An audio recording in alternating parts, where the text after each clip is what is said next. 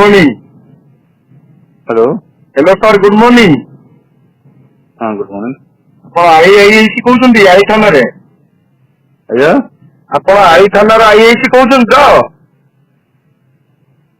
ହଁ ଏ ଚାଲି କହୁଛି ଆଜ୍ଞା ଆଜ୍ଞା ମୁଁ ସାର୍ କହୁଥିଲି ଛାତ୍ର କଂଗ୍ରେସ ରାଜ୍ୟ ଉପସଭାପତି ଆଶିଷ କୁମାର ମାହୁନ୍ତ।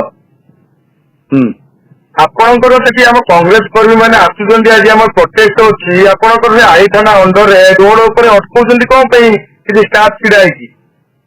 ଆମର ଇନଷ୍ଟ୍ରକ୍ସନ ସେୟା ଅଛି କଣ ଇନଷ୍ଟ୍ରକ୍ସନ ଅଛି ସାର୍? ଇନଷ୍ଟ୍ରକ୍ସନ ସାର୍ କଣ ଅଛି?